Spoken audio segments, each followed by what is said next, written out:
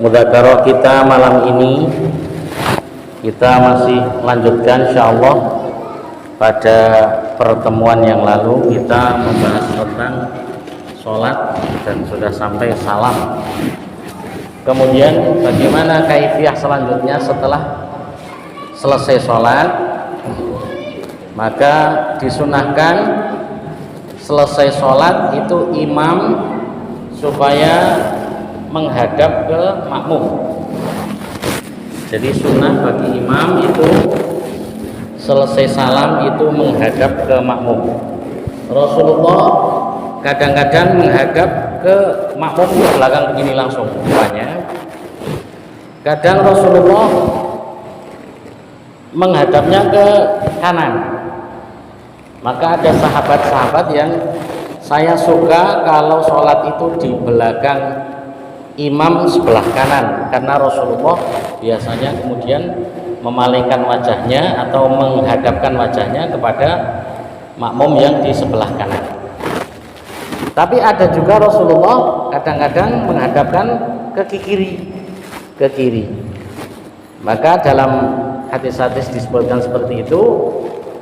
Kalau imam madhab, Imam Syafi'i dan Imam Malik ini memilih pendapat atau yang senangnya ya, beliau tidak boleh, yang lain boleh.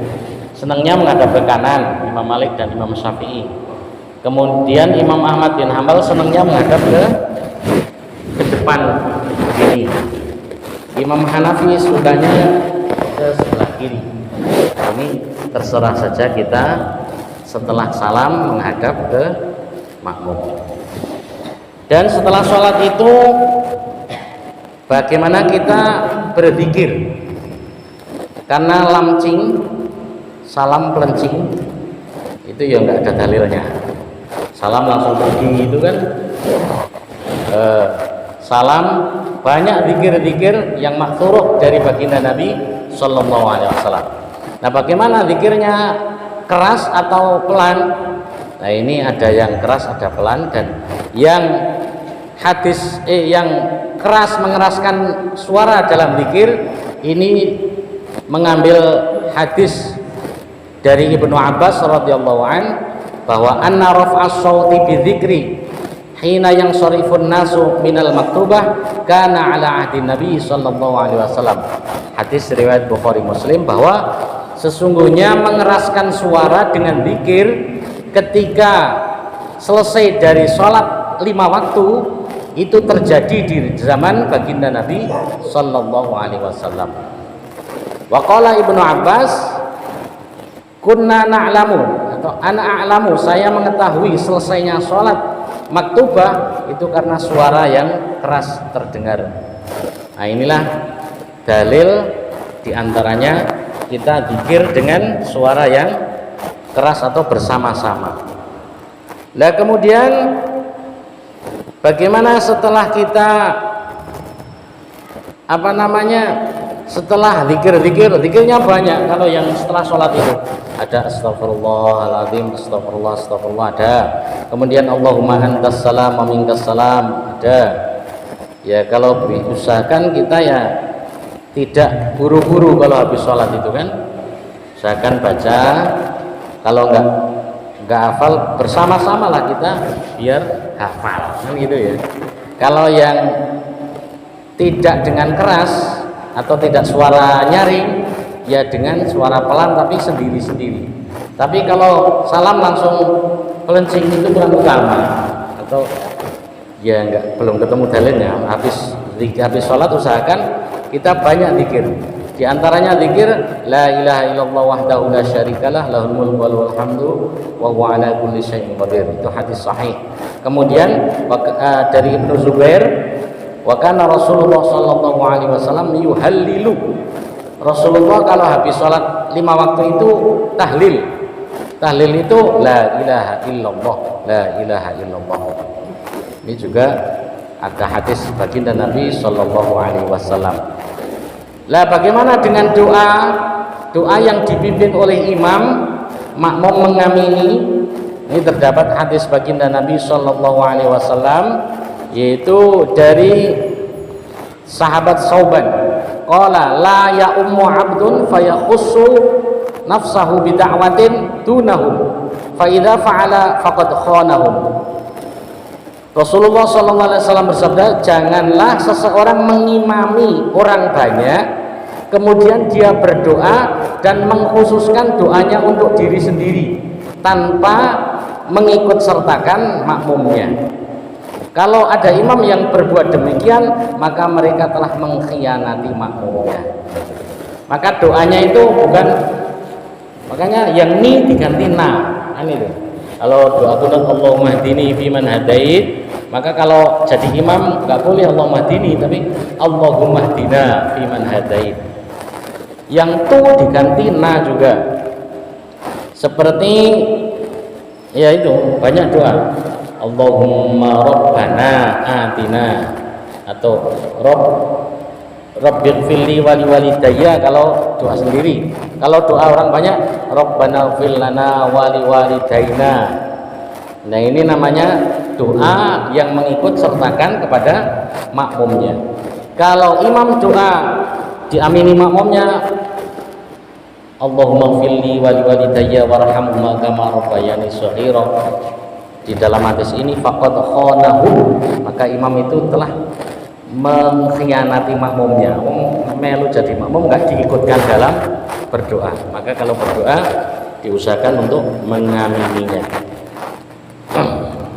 Ini landasan kita bahwa zikir habis sholat dengan suara yang keras.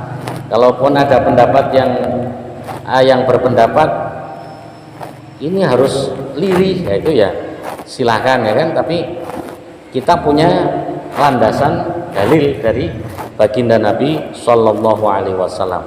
Nah, setelah kita doa, setelah kita zikir bersama tahlil itu tadi juga ada la ilaha illallah, ada subhanallah 33 kali, alhamdulillah 33 kali, Allahu akbar 34 kali. Nah, kemudian la ilaha illallah wahdahu la syarikalah lahul mulku wa lahul hamdu wa huwa ala kulli syai'in qadir. Ada lagi Allahumma la mani'a lima a'taita wa la mu'tiya lima mana'ta, dan seterusnya. Banyak sekali kita baca zikir-zikir yang kita baca setelah sholat 5 waktu, dan juga doa setelah sholat 5 waktu.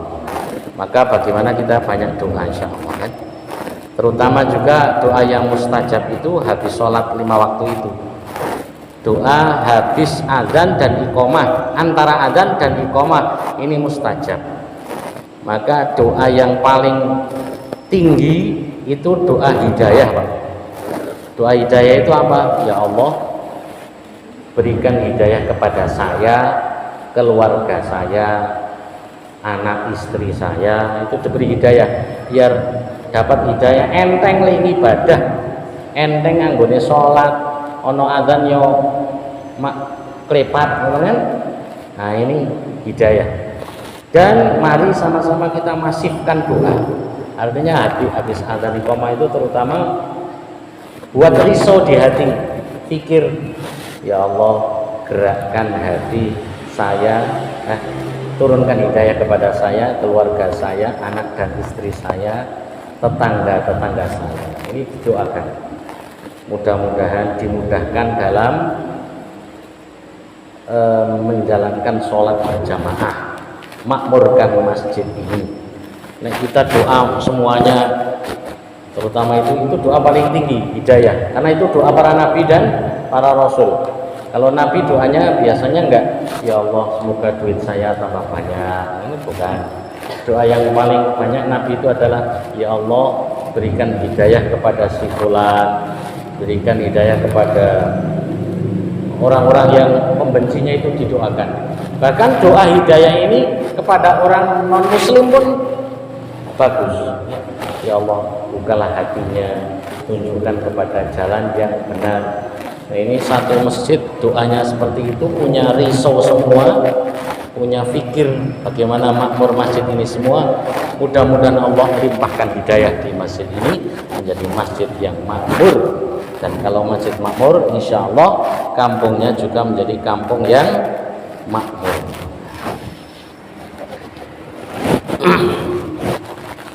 Kemudian Rasulullah Shallallahu Alaihi Wasallam juga pernah ditanya, ya Rasulullah, ayu du'ain asma', wahai Rasulullah, doa apa yang paling didengar oleh Allah Subhanahu Wa Taala? Doa kapan? Kapan doa yang paling asma', yang paling didengar oleh Allah Subhanahu Wa Taala? Maka beliau menjawab, jawfal lailil akhir, yaitu yang pertama adalah tengah malam yang akhir, sepertiga malam yang akhir. Berarti ya kira-kira jam 2, 3 sampai waktu sahur. Nah, itu doa yang paling mustajab begitu. Wa dubura kulli shalah wa dubura shalawatil maktubat, dan doa setelah sholat 5 waktu. Ini doa yang paling asma, yang paling didengar oleh Allah Subhanahu Wa Taala malam akhir dan juga setelah sholat 5 waktu. Ada lagi antara adzan dan iqamah. Ada lagi ketika waktu Jumat itu pas antara khutbah 2. Nah itu khutbah 2, khotib duduk, maka makmum banyak doa. Nah, doanya apa saja? Tapi tadi itu saya sampaikan bahwa doa yang paling hebat itu yaitu doa mohon hidayah. Mohon hidayah kepada Allah untuk diri kita, keluarga kita, tetangga-tetangga kita, dan juga umat seluruh alam. Mudah-mudahan diberi hidayah oleh Allah Ta'ala. Kemudian ini kalau kita sholat, imam menghadap kiblat, makruh imam tidak menghadap ke makmum ini. Memang menghadap ke makmum atau menghadap ke kanan atau ke kiri. Kalau masih ke sana aja itu makruh. Dan imam itu juga makruh kalau sholat ba'diyahnya itu di mihrab, artinya di tempat ini. Bagusnya imam itu ba'diyahnya ya pindah ke sini. Nabi itu kalau habis sholat itu supaya tahu bahwa sholat itu sudah selesai gitu loh. Jadi manfaatnya diantaranya satu, supaya tidak sombong, itu disebutkan di situ.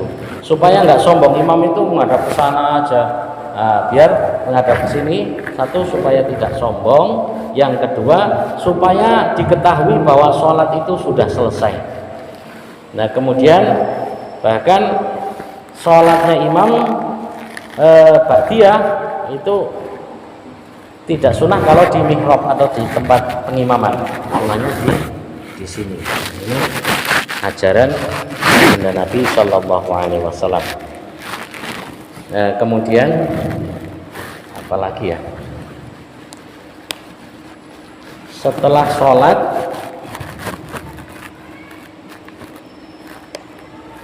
nah itu tadi diantaranya zikir-zikir sholat atau yang dilakukan setelah sholat ya Pak. Saya kira cukup materinya ini, barangkali ada yang mau ditanyakan tentang sholat ini ataupun yang lain. Yang penting saya bisa jawab, saya jawab. Kalau nggak bisa ya tidak saya jawab.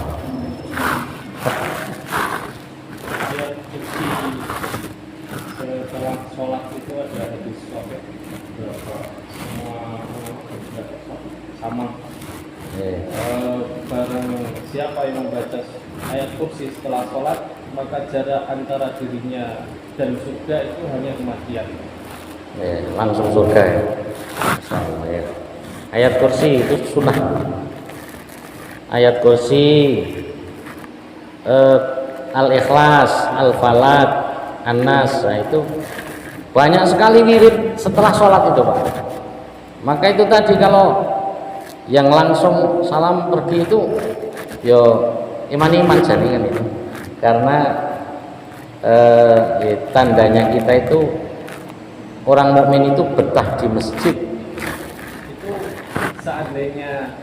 seandainya terlalu terburu-buru, itu sambil keluar masjid sambil membaca itu tidak apa.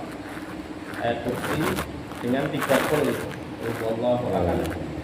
Kalau maghrib dan subuh 3 kali, selain itu 1 kali. Cuman kalau di aku kok kayaknya panjangan. Ya, ya. Kalau jamaah itu kayaknya Ya, ini belum seberapa yang kita baca bareng-bareng ini ya. Kalau mau dibaca semua, la ilaha illallah wahdahu la syarikalah lahul mulku wa lahul hamdu wa huwa ala kulli syai'in qadir. Keping 10 ini kan. 10 kali. dalam keadaan malas ya. Ya. Tapi kalau dibaca 10 kali nanti yang lain nggak dapat, Pak Udin selera dapat gigi, ya kan? Nanti. Makanya ini sebagian saja yang kita baca. Ya itulah masalah sholat itu kita ya karena dari dulu sampai sekarang sholat kita ini kadang ya perlu ditambah kualitas, Pak. Kalau saya wis tuwa saiki udah 40 tahun lebih sholat dari dulu sekarang kok sama saja kayaknya itu dah. Yo khusyuk yo acegai. Nah, ini yang bagaimana kita prihatinkan, kita usahakan seperti sholat-sholat yang kita lakukan ini mudah-mudahan kualitasnya meningkat. Zikir-zikir kita kayak zikir itu bagaimana memang kita zikir kepada Allah Subhanahu wa taala ini, kalau sabda Nabi mathalul ladzi yadhkuru rabbahu wal ladzi la yadhkuru rabbahu kamathalil hayyi wal mayyit. Perumpamaan orang yang hatinya zikir kepada Allah dengan yang tidak zikir kepada Allah itu ibaratnya orang hidup dan orang mati. Jadi orang yang nggak ada zikir kepada Allah itu dianggap orang mati. Orang mati itu nggak membahayakan. Mbok arak ditatai, arak kenteli, kapak-kapakno orang bales, gitu. Ning lucune malah do wedi tapi. Nek wong urip sampean idoni bales ngantem. Orang hidup kita fitnah aja marah. Tapi ini orang-orang hidup, orang zikir. Tapi orang mati ini nggak ada apa-apanya gitu loh. Orang yang hatinya nggak ada zikir kepada Allah sebenarnya nggak ada apa-apanya gitu, dalam pandangan Allah Subhanahu Wa Taala.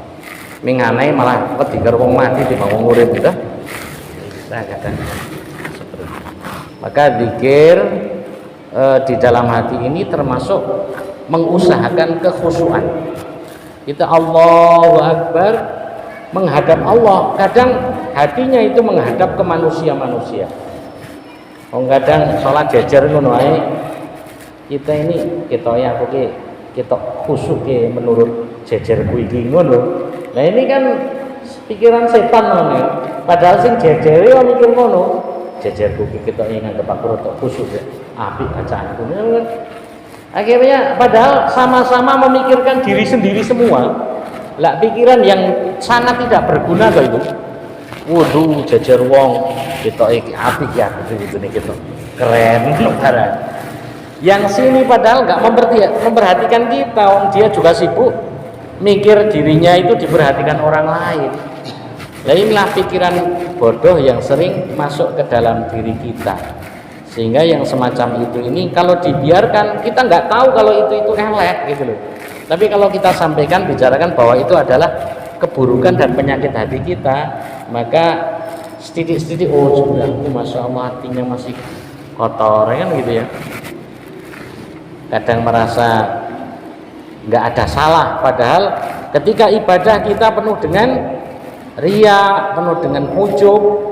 Riya itu pamer ki yang ngono kuwi mendarani api.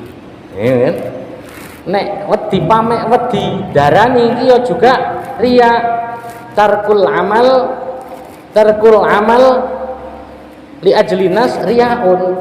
Meninggalkan amal karena manusia itu juga riya, Pak Haji. Jadi aku nek salat kondak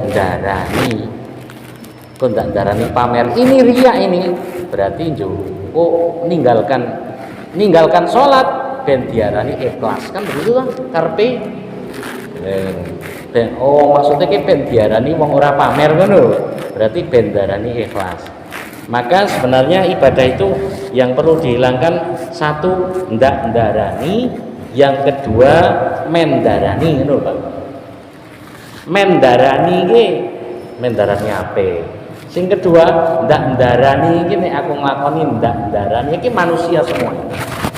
Maka bagaimana usahakan hati kita ini memang mencari ridho Allah Subhanahu wa taala. Hilangkan ndak ndarani dengan hilangkan mendarani. Ini untuk menghilangkan riak dan pamer ini. Wong Gusti Allah ini melihat ini, kita mengharap pujian manusia, yang kita harapkan pujian itu kadang-kadang malah mencaci kok, ya kan? Wah men ketok api mesti tonggo-tonggo kudo ngomong ini api. Padahal tangga-tangganya kadang-kadang ya nggak peduli belas sih.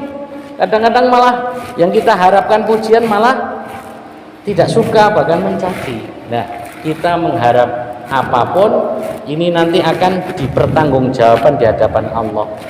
Ya Allah, sholat mana? Sholat saya mana? Itu sholatmu. Kamu dulu sholat untuk si A kan? Ya. Sudah kamu dapatkan di dunia, jadi nggak dapat. Nah, ini yang kita khawatirkan, Bapak. Maka kalau ada amal baik, kerjakan saja dan usahakan mengharap ridho Allah Subhanahu wa taala. Ria dan sebagainya itu ngikut aja itu yang kita hilangkan. Jangan kemudian timbangannya orang ikhlas anggur orang amal ini mbok bubai meneh gitu. Timbangannya orang ikhlas lebih baik nggak amal ini menggembosi jenengane seperti ini kan, gembosi amal. Seperti daripada jilbaban tati amale urung apik mendingan ora lah, ini gembosi namanya ini. Yang bagus yuk jilbabannya dipakai, akhlaknya diperbaiki, kan begitu namanya, enggak gembosi. Kalau bahasan gembosi ini nanti melemahkan orang. Daripada ini dihilangkan saja. Ada perintah Allah, perintah Nabi, bagaimana kita jalankan. Penyakit hati ini ada, mbok wong meneng duwe penyakit hati. Wah, ini kita keren menengan. Kan itu. Sing omong ayo, wah kita pinter omong. Ini terus, maka letaknya pada diri kita, yang tahu hanya kita dan Allah Subhanahu wa taala. Terus kita usahakan untuk memperbaiki hati kita. Bahkan kita kadang-kadang merasa paling berjasa, ya kan? Kita merasa paling hebat. Ada orang, wah kenek sudah setelah saya kasih tahu, wah sekarang jadi baik. Wah itu juga hati-hati, ini kadang-kadang di dalam hati kita ini masuklah penyakit yang merasa hebat. Bahkan doa, Pak, doa ini usahakan ya doa saja, kita mohon kepada Allah, Allah akan mengabulkan doa kita, kan itu husnudzon. Kalau pas doa itu Gusti Allah rak ijabah, itu Gusti Allah ke maha mengijabahkan doa. Walaupun saya banyak dosa, tapi Allah maha pengampun. Ya. Tapi setelah doa kok diijabah oleh Allah, ya kan? Ini bukan karena doa kita gitu loh. Jadi lupakan, kalau sudah kita doa ya sudah lupakan. Wow, aku jaluk ini. Wah, langsung cash mandi. Aku cari cepat kalau pengiran. Nah, ini yang menjadikan kita tertipu seperti itu. Doa kita mohon kepada Allah, setelah doa itu anugerah Allah. Saking api-api Gusti Allah, bukan karena saking cepat kita kepada Allah, merasa dekat kepada Allah. Ini jangan. Jadi kita memposisikan hati ini itu doa, jangan kemudian setelah dikabulkan, yaitu wong kita nggak doa aja sudah diberi nikmat yang luar biasa toh, irung yo bolong, jantung ya berdetak. Apa kita pernah doa itu? Nafas lega, badan komplit. Ini nggak pernah doa kita kepada Allah, Allah kasih. Lambasan wis rada iso umi-umi sedelo ae kok doanya dikabulkan. Allah merasa ini memang Allah sudah saya atur. Iso ngatur Gusti Allah. Ini nggak boleh. Doa-doa semangat kita berdoa, setelah doa anugerah Allah. Sama dengan ketika kita apa namanya doa kerja, ya kan sama itu. Ibadah, amal ibadah. Ketika belum sholat jamaah, oh sopo wonge sholat jamaah Nah, itu nggak apa-apa, semangat. Tapi yang lebih tinggi lagi, sholat jamaah perintah Allah, disukai Nabi. Ini semangat. Tapi setelah sholat jamaah ya sudah, jangan terus dikalkulasi 17 kayak mau maghrib, bisa 17 menit, sepiro ki ganjaranku. Akhirnya ditagih ke Gusti Allah. Mana ya Allah? Pahala saya sudah tak catat dulu. Loh, kita masuk surga, selamat dari neraka bukan karena amal ibadah kita.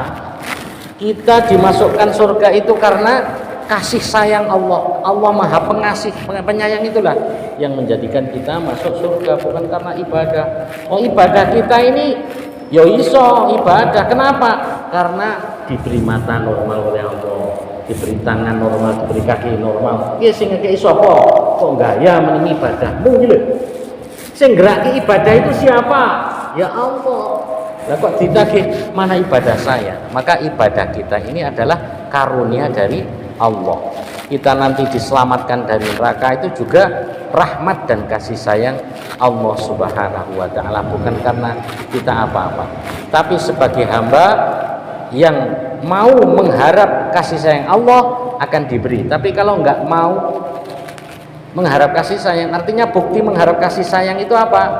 Ya mau menjalankan perintah-perintah Allah Subhanahu wa taala. Allah ya.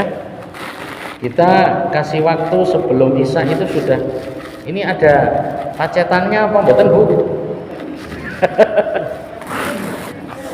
Mboten nggih? Oh, nggih, Masya Allah.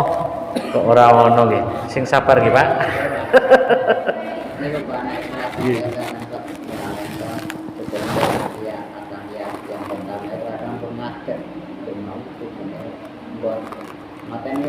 Tahiyat awal tapi berdiri. Oh ya.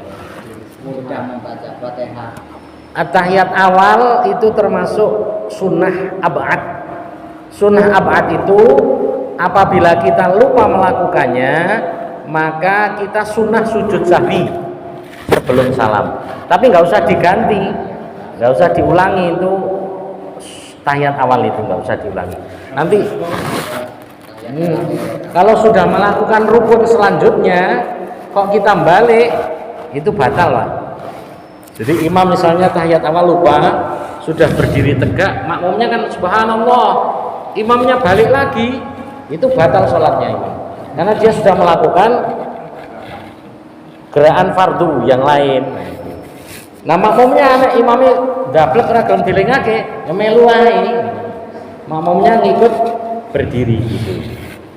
Nanti kalau imam sunnah sujud sahwi nanti sebelum salam, maka makmum juga ikut sujud sahwi. Itu sujud sahwi itu juga hukumnya sunnah.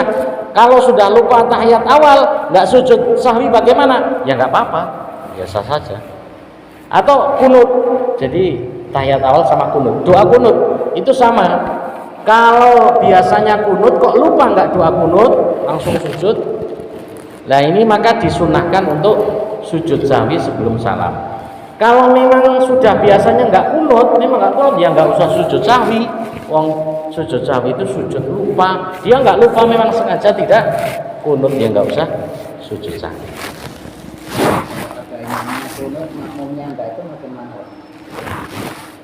Ya imamnya kunut, makmumnya enggak, ini dua pendapat ya. Kalau yang imamnya ya ikut imam kunut, sebaiknya makmum ikut kunut karena mengikuti imam. Tapi ada yang enggak, itu juga tidak ngangkat tangan. Artinya ngangkat tangan ini pun ada yang doa pakai ngangkat tangan, ada yang tidak, kan itu ya nggak apa-apa. Karena itu bukan rukun afal, bukan gerakan.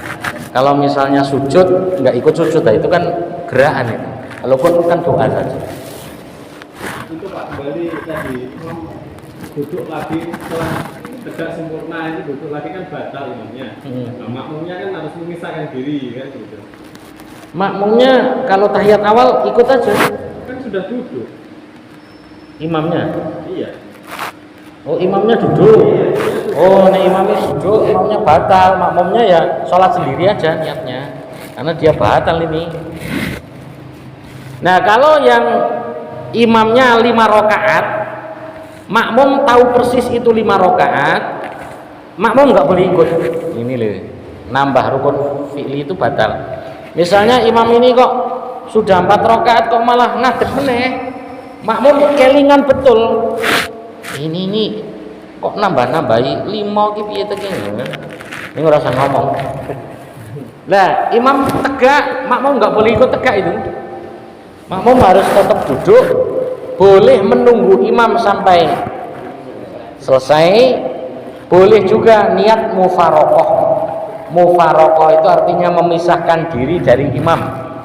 Jadi imam ngadep biasa saja, kita tahiyat akhir terus salam sendiri juga boleh. Nek makmum ikut imam ini nanti batal itu makmumnya, nambah 1 rukun. Tapi niatnya tadi Gimana Pak? dari awal itu kan kita ada niat ikut imam, ya. Ternyata imamnya tuh salah. Kita ngambil tadi 5 kan, kita ngambil 4 aja duduk tadi kan. Tapi niat dari awal tadi kan ikut imam, macam mana itu? Loh, imamnya meleset kok kita mau ikut lah. Imamnya sudah sesat itu nggak boleh diikuti. Imam yang diikuti itu yang mengikuti garis aturan. Kalau imam ini sudah meleset, pemimpin sama saja itu, jangan diikuti gitu. Nah, inilah imam yang nggak boleh diikuti oleh makmum itu seperti itu.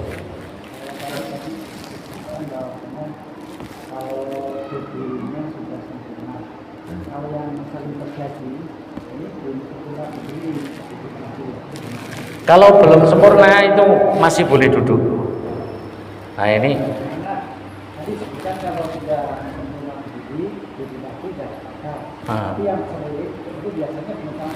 Iya.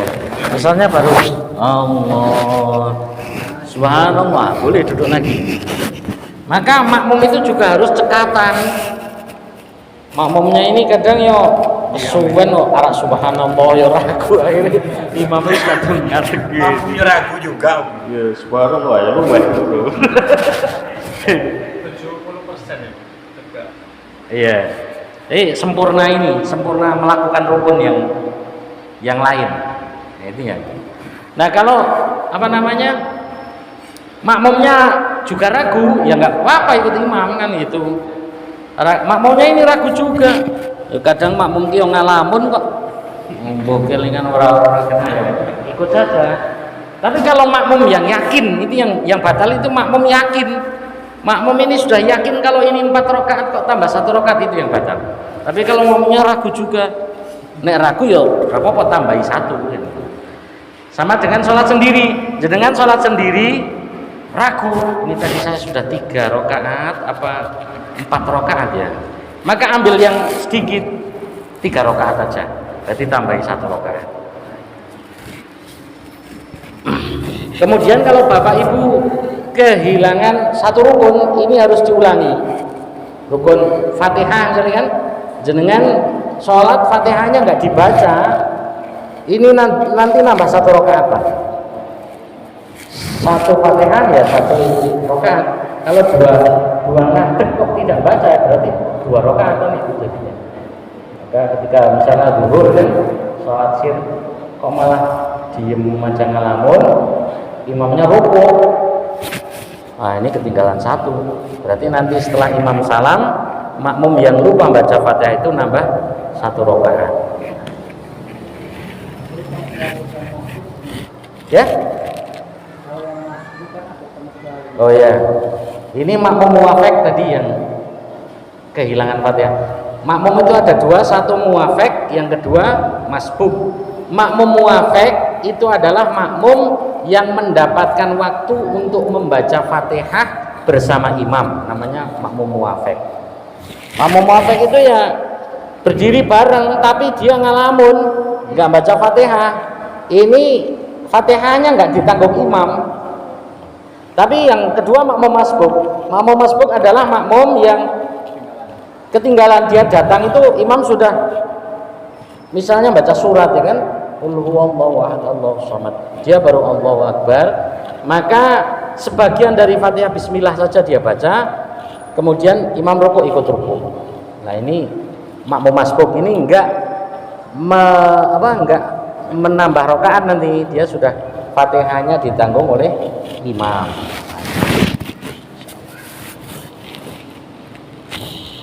Masbuk yang sempurna mendapat 1 rakaat itu rukuk itu masih dapat 1 rakaat. Apa harus mundur? Rukuk, makmum masbuk itu harus bisa rukuk bersama imam ya. Jadi Allahu Akbar, masih bisa rukuk bersama imam gini. Kalau petuan, ya kan, ini Allahu Akbar, ini Allahu Akbar, Bismillahirrahmanirrahim, Allahu Akbar. Nah, petuan begini, ini sudah nggak dapat 1 rakaat dia, nanti tetap menambah 1 rakaat. Jadi harus bersama imam rukuk sama-sama gini. Kalau kita rukuk imamnya malah i'tidal, nah ini sudah nggak dapat 1 rakaat, jadi nambah 1 rakaat nanti setelah imam salam. Ini yang kadang-kadang kita banyak kita lihat imam sudah i'tidal, ya Allah Akbar, wah nusul, ini hilangnya 1 rakaat, ini nggak dapat dia. Nah inilah, ini syariat namanya fikih. Fikih ini kita pelajari karena ini adalah ajaran Nabi Shallallahu Alaihi Wasallam. Yang kita melakukan sesuatu 2 ya, ada 1 syariat, 2 hakikat. Ini memang harus kerjasama, maksudnya berjalan bersama, tapi nggak boleh gandengan gitu loh. Hakikatnya yang menyembuhkan itu Allah, itu hatinya. Tapi syariatnya kalau sakit mau obat, kan itu kan? Ini hakikat sama syarat. Maka kayak kabel 2 itu loh, min dan plus itu harus bersama jalannya, tapi nggak boleh konslet. Ya, kalau gandengan itu konslet, maka syariat mantapkan, hakikat juga harus dimantapkan. Insya Allah akan menuju kepada ridho Allah Subhanahu wa Ta'ala. Cukup nggih? Sudah lewat nanti walaupun nggak ada pacetan tapi ada kopi misalnya. Mudah-mudahan ada manfaatnya. Kita tutup dengan kifarah majelis. Subhanallahi wa bihamdihi, subhanakallahumma bihamdika, asyhadu an la ilaha illa anta, astaghfiruka wa atubu ilaik. Assalamu alal mursalin, walhamdulillahi rabbil alamin. Assalamualaikum warahmatullahi wabarakatuh.